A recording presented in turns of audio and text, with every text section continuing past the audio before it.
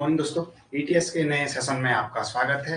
और हमारी जो कल की क्लास हुई थी, कल की क्लास में हमने क्या पढ़ा था, उत्तराखंड के जो वन आंदोलन थे वो हमने कंप्लीट कर लिए थे। तो अभी के हिसाब से हम देखें तो आंदोलन जो थे उत्तराखंड में, जो भी हमारे वन आंदोलन हुए, जिस हिसाब से हमने देखा कि किस तरीके से क्या किया, लोगों ने अपना विरोध प्रदर्शन किया कि जब देखा उन्होंने कि उनकी जो मूलभूत आवश्यकताएं हैं जंगल से पूरी होती है, तो जो सरकार थी उन्होंने अनेक प्रतिबंध लगा दिए। कहीं हमने टाइगर रिजर्व देखा, फिर इस हिसाब से उन्होंने क्या किया कि जो जनता थी, जनता को क्या हुई, परेशानियां होने लगी। तो ये चीजें हमने सारी पढ़ी कि किस हिसाब से लोगों ने अपना विरोध किया, किस हिसाब से हमने देखा चिपको आंदोलन हुआ, गौरा देवी ने वनों को बचाने के लिए, फिर रक्षा सूत्र आंदोलन हमने देखा कि क्या क्या घटनाएं जो थी वो उत्तराखंड में हुई, किस प्रकार से लोगों ने क्या किया, विरोध किया कि जो भी उनकी जरूरतें थी उसके खिलाफ वो लड़े। तो देखा हमने कि आमतौर पर जब अगर ज्यादा ही किसी चीज को ज्यादा ही दबाया जाता है तो आंदोलन, इस प्रकार की घटनाएं होती हैं।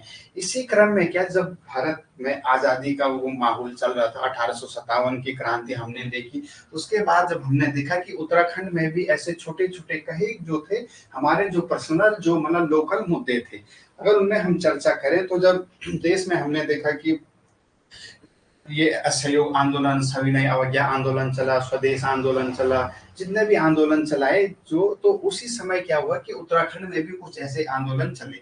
अभी हम लोकल एरिया तक सीमित थे, तो जो हमारी क्या थी, हमारी लोकल जो गांव की प्रॉब्लम थी, मतलब लोकल मतलब हम उत्तराखंड को मान के चले लोकल। तो हमारी जो हमारा जो उत्तराखंड था, तो उत्तराखंड के यहाँ मतलब जो भी प्रॉब्लमें थी उस समय, यहाँ भी कुछ प्रॉब्लमें थी। जैसे हमने जंगल की प्रॉब्लमें देखी, जो वन थे, जंगल की हमने समस्या देखी। और इन्हीं समस्याओं में क्या था कि उत्तराखंड में भी अनेक प्रकार की समस्याएं थी। तो इस बीच लोगों ने भी, जैसे अब इन समस्याओं में हम अगर हम देखें तो एक इसमें आता है कुली बेगार समस्या। थोड़ा चर्चा कर लेते हैं। इसमें एक समस्या आती है कुली बेगार समस्या। तो उस पर अगर हम चर्चा करें तो एक सेकंड, थोड़ा सा इसको सेट कर लेता हूँ। तो कुली बेगार जो समस्या थी वो क्या थी, ऐसी ऐसी जो उत्तराखंड में थी, उत्तराखंड में ऐसी काफी समस्याएं थी। अगर हम देखें तो कुली बेगार हो गया, फिर जो और भी समस्याएं थी उनमें, जैसे जो आंदोलन चलाए कुली बेगार हो गए, जो जयानंद सरस्वती ने चलाए थे, तो ये कुछ आंदोलन थे जो चलाए गए। जैसे एक सेकंड ना, तो कुली बेगार का हम करते हैं, कुली बेगार आंदोलन पे चर्चा करते हैं। जैसे डोला पालकी आंदोलन चले, काफी प्रकार के आंदोलन उत्तराखंड में चलाए गए। तो अभी हम आज अपना टॉपिक लिखते हैं, हम उत्तराखंड में कुली बेगार आंदोलन। उत्तराखंड में कुली बेगार आंदोलन। तो उत्तराखंड में कुली बेगार आंदोलन जो हमारा टॉपिक है, ऐसे जैसे दयानंद भारती ने, अभी मैंने बोला, आंदोलन चलाए, डोला पालकी आंदोलन, शिल्पकार आंदोलन, जितने भी हमारे चले, ये भूमिहीनों से कोटा खरा आंदोलन जो हमने देखा है, ऐसे आंदोलन उत्तराखंड में भी चले। तो यहाँ की लोकल समस्याएं थी, उनको दूर करने के लिए क्या हुआ, ऐसे छोटे मोटे आंदोलन चलाए गए। तो इसमें जो एक कुली बेगार की समस्या थी, जब हमने पढ़ा था कि 1815 में क्या हुआ था, अंग्रेजों ने यहाँ से गोरखों को क्या किया था, भगा दिया था। जैसे पहले हमने देखा हमारे उत्तराखंड में जैसे अनेक राजनीतिक शक्तियों ने क्या किया, शासन किया। अगर हम कुमाऊं में चले तो जो बड़े वंश थे वो चंद वंश था, यहाँ गढ़वाल का चला पंवार वंश। फिर हमने देखा इसी बीच यहाँ क्या है, गोरखों ने क्या किया, 1790 में क्या किया कुमाऊं पे, और 1804 में क्या किया, गढ़वाल पे क्या किया, शासन अधिकार कर लिया, किसने, गोरखों ने। तो इस बीच हमने देखा कि इसके बाद जो सुदर्शन शाह था वो उसने अंग्रेजों की मदद ली, और अंग्रेजों की मदद से क्या किया सुदर्शन शाह ने, यहाँ गोरखों से आजाद कराया, किससे, उत्तराखंड को आजाद कराया। तो 1815 में हमने देखा कि 1815 में क्या हुआ, अंग्रेजों ने एंट्री ली और उत्तराखंड को अपने अधिकार में लिया। उसके बाद हमने देखा कि 1815 में क्या हुआ कि जो उत्तराखंड का जो गढ़वाल वाला उत्तराखंड का हम मान के तौर पर चले विभाजन हुआ, यहाँ तो कुमाऊं कमिश्नरी उन्होंने बना दिया, फिर ये टिहरी वाला एरिया दे दिया सुदर्शन शाह को, और बाकी जो क्या कर लिया था, अपने पास रख लिया था, किसने, अंग्रेजों ने। तो 1815 से ही क्या हुआ कि 1815 से और 1921 तक हम मान के चले, ये कुली बेगार प्रथा उत्तराखंड में चली। 1815 से 1921 एडी तक क्या चला, कुली बेगार प्रथा उत्तराखंड में चली।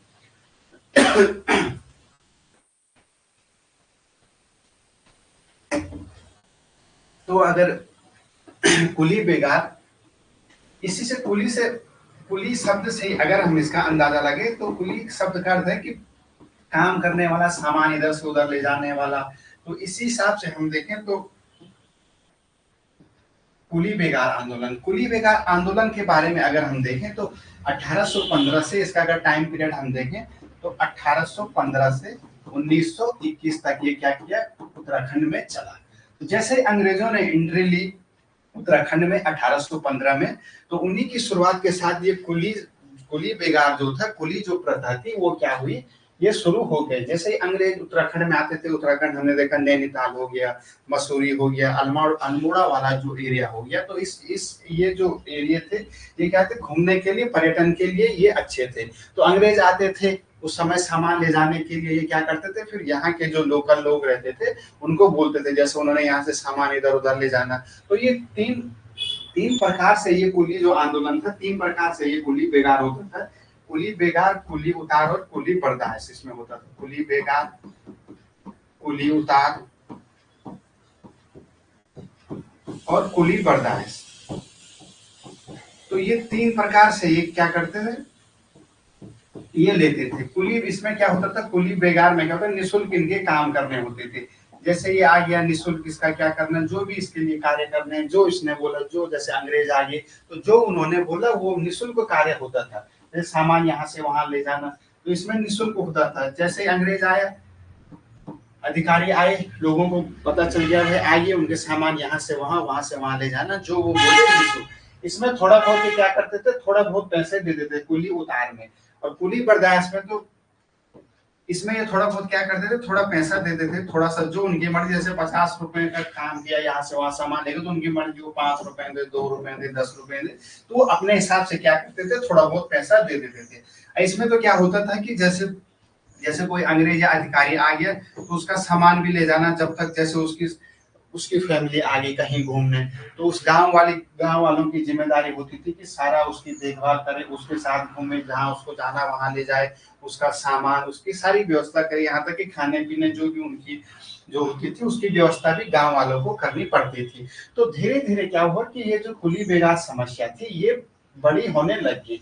जिसके पास है चलो उसने तो किया, जिसके पास नहीं है, जैसे किसी घर में कोई एक ही आदमी है कमाने वाला, अब जैसे अंग्रेज अधिकारी आ गए तो अब 10-10 दिन तक ये सपोज दैट घूम रहे हैं, तो उस बंदे का जो था वो दिक्कत आ जाएगी, वो कैसे अपना घर चलाएगा, या इन्हीं के पीछे लगा रहेगा, ये अपना कार्य करेगा। तो इन चीजों से क्या हुआ कि इन चीजों से यहाँ के लोग भी परेशान हो गए। धीरे धीरे क्या हुआ कि लोग इस समय 1822 में हमने देखा था, 1822 जब ट्रेल यहाँ के कमिश्नर थे, उन्होंने खच्चर सेना का भी गठन किया था। खच्चर सेना हमने देखा था कि खच्चर सेना का क्या किया था, उन्होंने गठन किया था, जॉर्ज विलियम ट्रेल ने। इसलिए किया था कि सोचा था कि थोड़ा चलो कुली बेगार में जो एक समस्या है ये थोड़ा कम हो जाएगी, पर ऐसा हुआ ही नहीं। ये जो खच्चर सेना थी ये भी क्या रही, उतना ये इसने काम किया नहीं, तो खच्चर सेना भी असफल रही। तो ये चीजें, कुली बेगार आंदोलन अपने आप में धीरे धीरे, पहले तो निःशुल्क कार्य करो, फिर कुली उतार में उनके सामान यहाँ से वहां, जैसे पता चल गया है अंग्रेज अधिकारी आ रहा है, उसका बोरिया बिस्तर उठाओ, वहां से वहां, जहां जैसे यहाँ से नीचे यहाँ तक सड़क है तो यहाँ से यहाँ टॉप तक पहुंचाना है, तो लोगों को पहुंचाना पड़ता था, इनका सामान हो गया जो भी चीजें हैं। तो कुली बर्दाश्त में पूरा घुमाओ फिराओ, फिर इनका सामान ले जाओ, देखभाल करो, और खाने पीने की भी क्या करो, इनकी व्यवस्था करो। तो इन चीजों से लोग परेशान आ गए थे। 1815 से ये चला। अब बोला जाता है कि इसकी पहली घटना जो 1903 में अल्मोड़ा के एक खतियाड़ी गांव में देखी गई। जब मैंने बोला कि जब सहा नहीं गया लोगों से, तो 1903 में पहली बार क्या हुआ, इसका जमकर विरोध किया गया। 1903 में क्या किया गया, विरोध किया गया, किसे, कुली आंदोलन का, कुली बेगार का, इसका विरोध किया गया। ये कहाँ किया गया, अल्मोड़ा में, अल्मोड़ा के खतियाड़ी गांव में, अल्मोड़ा के खतियाड़ी गांव में क्या किया गया, इसका विरोध किया गया। किसका विरोध किया गया, ये कुली बेगार को, जो इस प्रकार की ये घटनाएं थी, इस प्रकार के जो ये बेपंदब के क्या थे, लोगों को ये कार्य करने पड़ते थे कुली बेगार पे। तो कुली बेगार पे पहली बार 1903 में अल्मोड़ा, 1903 में जब यहाँ करजन थे, जो वायसराय थे करजन थे, तो इस समय भी क्या हो, करजन से भी बात की गई थी कि यार ये जो व्यवस्था है ये गलत हो रहा है। इस पर जो एक गांव को, खतियाड़ी गांव वालों ने जो विरोध किया था, इनका बात, इन पे मुकदमा भी चला, केस भी चला, पर अदालत ने क्या किया था, इन्हें मतलब बरी कर दिया था सजा से, बोला गया था कि ये अंग्रेज अधिकारी जो कर रहे हैं ये गलत है, ये नहीं कर सकते हैं। तो सरकार ने भी बोल दिया था, न्याय कोर्ट ने भी बोल दिया था कि ये क्या है, ये गलत है। उसके बाद 1903 में कर्जन से भी बात की गई इस मामले में कि भाई साहब ऐसी घटनाएं हो रही हैं, तो उन्होंने भी बोला था कि चलो देखते हैं इसमें कि क्या क्या हो सकता है। उन्होंने भी, पर कोई समस्या का हल निकला नहीं, कुली बेगार वहां का वहां ही रहा। तो जो जैसे ही लोग आते थे फिर इनके कुछ नियम रख, जिस गांव में आगे आज एक की बारी, आज दूसरे की बारी, ऐसे कर जब भी अंग्रेज आते थे तो गांव वाले परेशान हो ही जाते थे। फिर 1907 में क्या हुआ, अल्मोड़ा में एक बेगार विरोधी सभा का क्या किया गया, आंदोलन किया गया। 1903 अल्मोड़ा खचियाड़ी वाली घटना, 1907 में ही अल्मोड़ा में क्या किया गया, बेगार विरोधी सभा का गठन किया गया। बेगार विरोधी सभा का गठन। तो अपने हिसाब से जो ग्रामीण थे, जो थोड़ा जानकार लोग थे, वो क्या कर रहे थे, अपने तरीके से कार्य करने की कोशिश को कर रहे थे कि किस प्रकार से क्या कर रहे हैं हम ये। तो इसमें जो गिरिजादत्त नैथानी थे, उन्होंने थोड़ा भूमिका इम्पोर्टेंट निभाई थी, गिरिजादत्त नैथानी। तो उन्होंने भी बोला था कि बेगार, कुली बेगार भाइयों की अपील नाम से एक पत्रिका भी निकाली, पर जो ऐसे थे कि इनके खिलाफ कुछ हो नहीं सकता था, क्योंकि अंग्रेज थे, यही शासन कर रहे थे। तो जो भी लोग अपने अपने तरीके से जिससे जितना होता वो ये चीजें कर रहे थे। तो फिर भी क्या हुआ कि कुछ खास निकला नहीं। फिर उसके बाद धीरे धीरे ये मामला आगे बढ़ता गया, जब लोगों से अपने अपने तरीके से क्या कर रहे थे लोग, मतलब इसका सॉल्यूशन निकालने की कोशिश कर रहे थे कि किस प्रकार से ये बेगार आंदोलन खत्म हो। फिर धीरे धीरे जब आगे बढ़ा, समय बीता गया, तो लोगों ने क्या किया कि 1908 में जोध सिंह नेगी आते हैं पौड़ी में। तो इन्होंने क्या किया, एक जोध सिंह नेगी 1908 में इन्होंने कुली एजेंसी का गठन किया। तो 1908 का अगर हम देखें, 1908 कुली एजेंसी का गठन किया, कुली एजेंसी, जोध सिंह नेगी, जोध सिंह नेगी। तो जोध सिंह नेगी जी से थे ये पौड़ी वाले एरिया में। तो इन्होंने क्या किया, इन्होंने भी बेगार को खत्म करने के लिए क्या किया, इन्होंने भी प्रयास किया और इन्होंने क्या किया, कुली एजेंसी का गठन किया। तो ये जोध सिंह नेगी जो थे, उन्होंने क्या बोला कि हम एक एक रुपए क्या करेंगे, जमा करेंगे और स्थायी कुली हम रखेंगे। जैसे इनको सैलरी देंगे, इन्होंने बोला कि स्थायी कुली जो होंगे हम उनको रखेंगे, उनको पैसे देंगे, गांव से पैसा जमा करेंगे। देखो आ रहे अंग्रेज घूमने, सब चीज इनके लिए हो रहा है, परेशान कौन हो रहे, गांव वाले। तो इन्होंने क्या किया कि इन्होंने बोला कि हम क्या करेंगे, पैसे लेंगे, एक एक रुपए गांव से इकट्ठा करेंगे और जो परमानेंट कुली है उनको रखेंगे। हम ऐसे कि अपने गांव वालों को किसी को रख देंगे कि भाई जैसे ही वो आएंगे तो आपको क्या करना है कि उनका सामान जो है यहाँ से वहां जो वो बोले वो करना है। तो उन्होंने अब एक एक रुपए, किसी के पास पैसा था उसने दिया, जिसके पास नहीं था वो बेचारा पैसा कहाँ से देगा। तो ये भी क्या हुआ कि ये भी चीज सफल नहीं हो पाई, इसमें भी प्रॉब्लम आ गई। धीरे धीरे सबसे पहले हमने 1815 से शुरू किया, 1815 में शुरू हुआ, जैसे अंग्रेज अधिकारी आना चालू हुए तो 1822 में देखा जॉर्ज विलियम ड्रिल ने क्या किया, खच्चर सेना का गठन किया और इन्होंने भी प्रयास किया कि कुछ हद तक रोके, पर ये भी चीज भी सफल नहीं हो पाई। उसके बाद सब जब रहा नहीं गया तो 1903 में क्या किया कि अल्मोड़ा के खतियाड़ी गांव में ये घटना देखी गई। यहाँ लोगों ने साफ मना कर दिया कि भाई हम नहीं करेंगे, हमसे नहीं होता है। तो जो अंग्रेज अधिकारी थे उन्होंने क्या किया, मुकदमा चलाया, केस किया। तो उसके बाद क्या हुआ कि ये जब इन पे मुकदमा चला तो कोर्ट ने क्या किया कि इनको माफ कर दिया, बोला कि भाई ये ऑफिशियल नहीं है, आप ये चीजें नहीं करा सकते हो। तो ये चीजें हमने देखी। उसके बाद बेगार विरोधी सभा का आंदोलन हुआ, अनेक लोग अपने अपने हिसाब से कर रहे थे। गढ़वाल में भी ये चीजें हुई। अब गढ़वाल में जब जोत सिंह नेगी जीते तो उन्होंने क्या किया, कुली एजेंसी बना दी, बोला कि हम क्या करेंगे, एक एक रुपए ये परिवार गांव वालों से कुछ पैसा इकट्ठा करेंगे। जैसे क्योंकि जब ये आते थे कुली बर्दाश्त में तो क्या था, उनको पूरा खाना पीना वगैरह वगैरह सारी व्यवस्था करनी पड़ती थी। लोग गरीब लोग अपना ही वो 2 वक्त का खाना बड़ी मुश्किल से करते थे। तो अब अंग्रेज अधिकारी आएंगे, जैसे हमारे गांव में मेहमान कोई ठीक ठाक आते तो हमें उस हिसाब से क्या करना पड़ता है, कार्य करना पड़ता है। जिस हिसाब से मेहमान है उस हिसाब से खाना बनाना पड़ता है। सब्जी एक्स्ट्रा 2 सब्जी हो गया, दाल हो गया, उस हिसाब से हमने चलना पड़ता है। नॉर्मल गांव का बंदा तो अपने हिसाब से उसने थोड़ा सा अपनी सब्जी बनाई, खाया, बेचारा सो गया। पर ये अंग्रेज थे तो इन्हें इनके हिसाब से चलना पड़ता था। इस जो जो इनको चाहिए, जो इनके ऑर्डर होते थे उस हिसाब से क्या करना पड़ता था, इनकी फरमाइश पूरी करनी पड़ती थी। तो लोगों से सहा नहीं गया। फिर ये 1908 जोत सिंह नेगी ने बोला कि हम ये करते हैं, क्योंकि पैसे जमा हो गए तो हम इनके लिए खाना पीना वगैरह वगैरह ये व्यवस्था भी कर सकते हैं। पर क्या हुआ कि ये चीज भी सफल नहीं हुई, क्योंकि जिसके पास पैसे थे, अब प्रॉपर ये पौड़ी वाले ही एरिया में ये चीज हुई, मतलब पूरे उत्तराखंड में ये चीज हुई नहीं। कुमाऊं में अपने हिसाब से लोग प्रयास कर रहे थे, गढ़वाल में अपने हिसाब से कर रहे थे। फिर इसके बाद क्या हुआ कि 1920 में जो एक 1916 में क्या हुआ था, कुमाऊं परिषद बना था, कुमाऊं परिषद। तो 1921 में क्या किया, 1920 में इसका क्या किया कि चौथा इसका अधिवेशन हुआ काशीपुर में। 1920 इसका काशीपुर अधिवेशन हुआ, काशीपुर अधिवेशन इसका कुमाऊं परिषद का। 16 में गठन हुआ, पहला 17 में, फिर दूसरा 18 में, तीसरा 19 में और चौथा 20 में इसके क्या हुए, अधिवेशन हुए, अल्मोड़ा, हल्द्वानी, इस प्रकार से। तो जो चौथा वाला हुआ ये कहाँ हुआ था, काशीपुर में। और इसके अध्यक्ष कौन थे, इसके अध्यक्ष थे हरगोविंद पंत। हरगोविंद पंत जी थे, उन्होंने भी एंट्री, हरगोविंद पंत हो गया, बद्रीदत्त पांडे हो गया, ये भी जो बड़े बड़े लोग थे, ये क्या कर रहे थे, लगातार कोशिश कर रहे थे कि किस प्रकार से क्या हो, कुली बेगार आंदोलन को हम खत्म करें, किस प्रकार से लोगों को इससे मुक्ति दिलाएं, किससे, कुली बेगार आंदोलन से। तो अपने हिसाब से सब लगे हुए थे। फिर इस बीच क्या हो गया, 1920 में काशीपुर जो अधिवेशन हुआ किसका, कुमाऊं परिषद का, इसमें इन्होंने निर्णय लिया कि हम अब क्या करेंगे, इसमें कुली बेगार, कुली उतार जो था हम नहीं करेंगे। मतलब इसमें इन्होंने बोल दिया कि अब ये चीजें खत्म है, हम इसका विरोध करते हैं और इसके बाद हम अगले वर्ष क्या करेंगे, इसको पूरी तरीके से खत्म कर देंगे। गरम दल के नेता थे, तो उन्होंने क्या किया कि बोला भाई अब हम ये चीज बर्दाश्त नहीं करेंगे हमसे। अब मैंने बोला कि जहां तक लिमिट थी वहां तक सहा, अब जहां से अगर नहीं सहा गया तो फिर लोग परेशान हो गए कि अब बोला कि अब ये चीज खत्म करनी पड़ेगी। तो 1921 में क्या हुआ कि जो हमारा फेमस जो उत्तरायणी मेला होता है, कहाँ, बागेश्वर में, सरयू नदी के किनारे। तो उत्तरायणी मेला होता है। इसके बाद 1920 में तुरंत हो, 1921 में क्या हुआ कि उत्तरायणी मेला जो होता है बागेश्वर में, बागेश्वर का उत्तरायणी मेला बड़ा फेमस मेला है।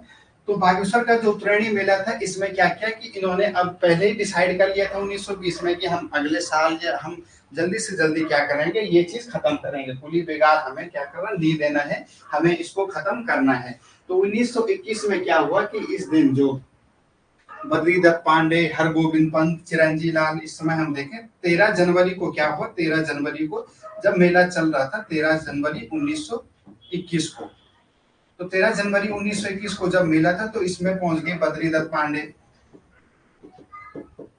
हरगोविंद पंत हो गया, हरगोविंद पंत और चिरंजी लाल।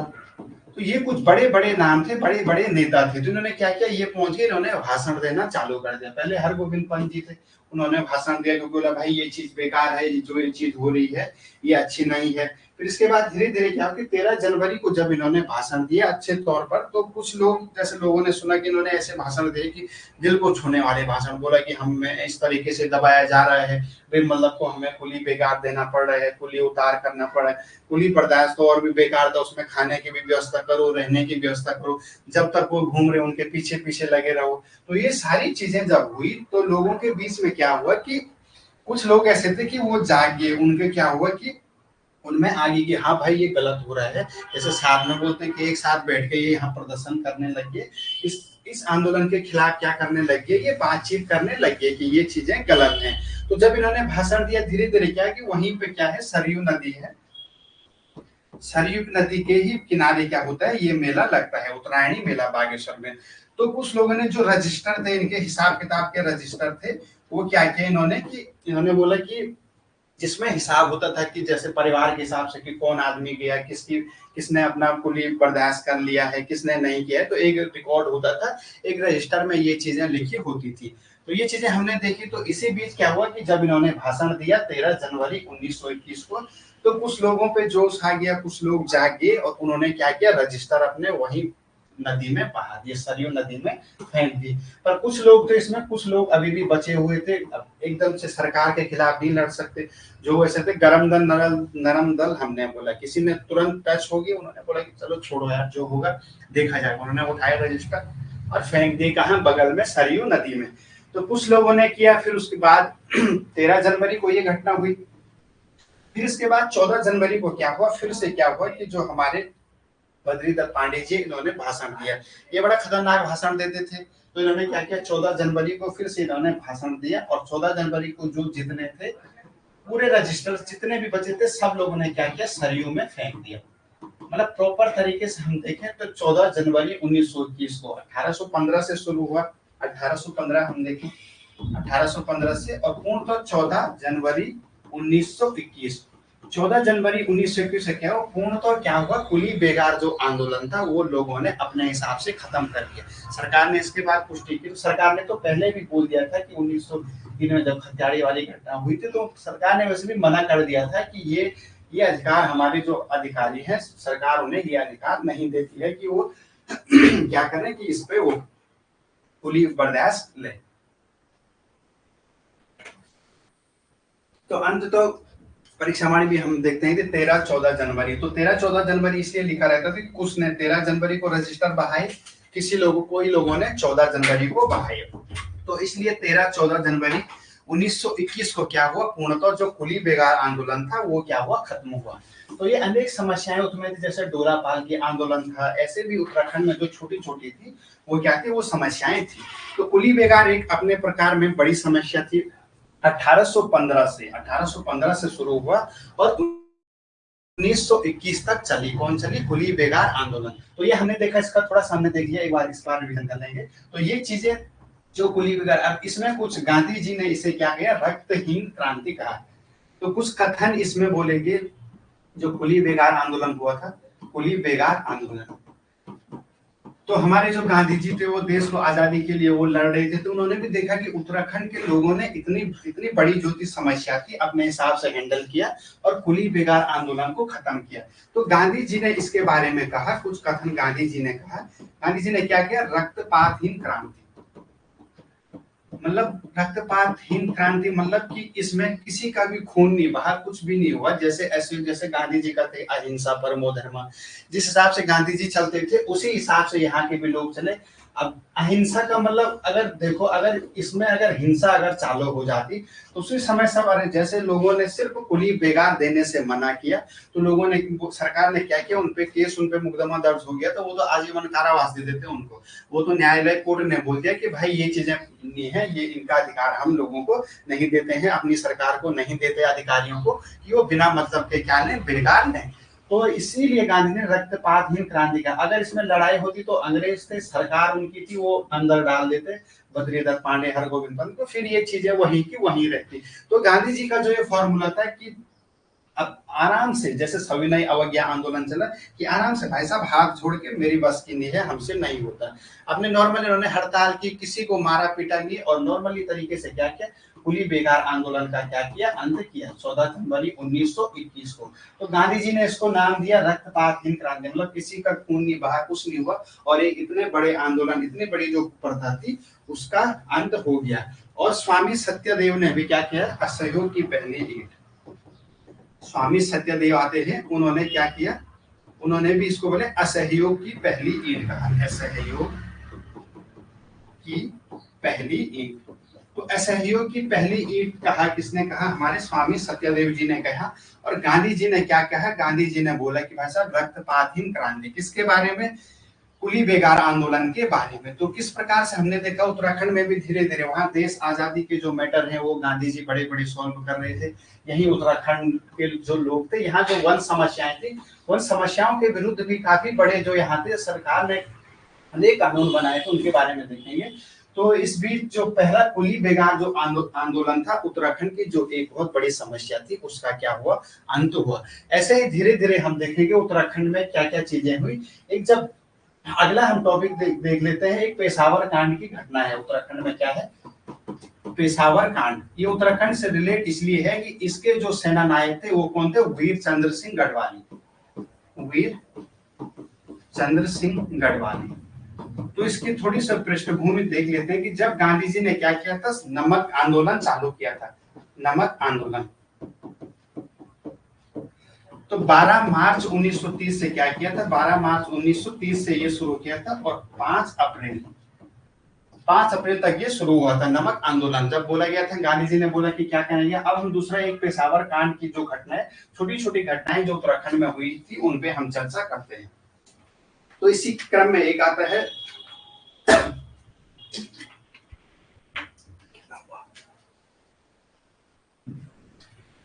तो इसकी थोड़ा सा पृष्ठभूमि देख लेते हैं, फिर उसको क्या करेंगे कल कंटिन्यू करेंगे। अभी थोड़ा सा 2 मिनट इस पे चर्चा कर लेते हैं। तो वीर चंद्र सिंह गढ़वाली जो थे पेशावर कांड के क्या थे, नायक माने जाते थे। तो इन्होंने क्या किया कि नमक आंदोलन में 12 मार्च से 5 अप्रैल तक नमक क्या चला, नमक आंदोलन चला। डांडी मार्च, जब डांडी में ये गए, डांडी जो गुजरात में एरिया है, और वहां इन्होंने क्या किया, नमक कानून तोड़ा। अंग्रेज बोले थे कि भाई नमक हम बनाएंगे, हम ही बेचेंगे, तो गांधी जी ने बोला कि ये गलत है। और उसके बाद इन्होंने क्या किया, 6 अप्रैल से इन्होंने क्या किया, सविनय अवज्ञा आंदोलन चालू कर दिया। सविनय अवज्ञा आंदोलन, ये इन्होंने बोला कि भाई देश भर में कि हम क्या करेंगे, बिना विरोध, मतलब आसानी से, सविनय अवज्ञा मतलब सविनय, विनय के साथ हम क्या करेंगे, विरोध करेंगे, अपना लड़ाई झगड़ा नहीं करेंगे, इसके साथ क्या करेंगे, विनय के साथ हम आराम से, मतलब हाथ जोड़ के, अंग्रेज ने बोला कि भाई ये कर, तो हम हाथ जोड़ के आराम से बोले कि भाई मेरी बस की नहीं है, आराम से। तो उसी सविनय अवज्ञा मतलब विनय के साथ अवज्ञा, मतलब बिना कुछ बोले शांत मन से, भाई साहब मेरे से नहीं होगा। तो सविनय अवज्ञा आंदोलन क्या किया था, चालू किया था। इसी बीच की घटना है ये पेशावर कांड, जो घटना हुआ था पेशावर जो एरिया है पाकिस्तान में जो है, वहां क्या थे, वीरचंद सिंह गढ़वाली थे। यहाँ क्या थे, एक सीमांत गांधी, खान बहादुर खान, खान अब्दुल गफ्फार खान जिन्हें बोला जाता है, सीमांत गांधी, मतलब यहाँ इन्होंने एक सेना बनाई थी, खुदाई खिदमतगार, खुदाई खिदमतगार सेना बनाई थी। तो ये सीमांत गांधी थे, ये यहाँ चला रहे थे क्या, सविनय अवज्ञा आंदोलन। तो इसी बीच जो पेशावर कांड की घटना यहाँ होती है 23 अप्रैल 1930 को। 23 अप्रैल 1930 को क्या हुआ, पेशावर कांड की जो होती है घटना होती है। तो इस पे पेशावर कांड की जो घटना है उस पे हम कल चर्चा करेंगे, पेशावर कांड। तो इस 23 अप्रैल 1930 को क्या हुआ, ये घटना हुई। तो इस पे पेशावर कांड पे हम क्या करेंगे, कल करेंगे चर्चा। आज जो हमारा जो इम्पोर्टेंट हमारा टॉपिक हुआ था उत्तराखंड में कुली बेगार आंदोलन, तो कल हम देखेंगे पेशावर कांड किस प्रकार से वीर चंद्र सिंह गढ़वाली जी ने क्या किया, इसका विरोध किया, जो भी घटना होगी उसको हम कल देखेंगे। तो आज के लिए इतने रखते हैं। जय हिंद।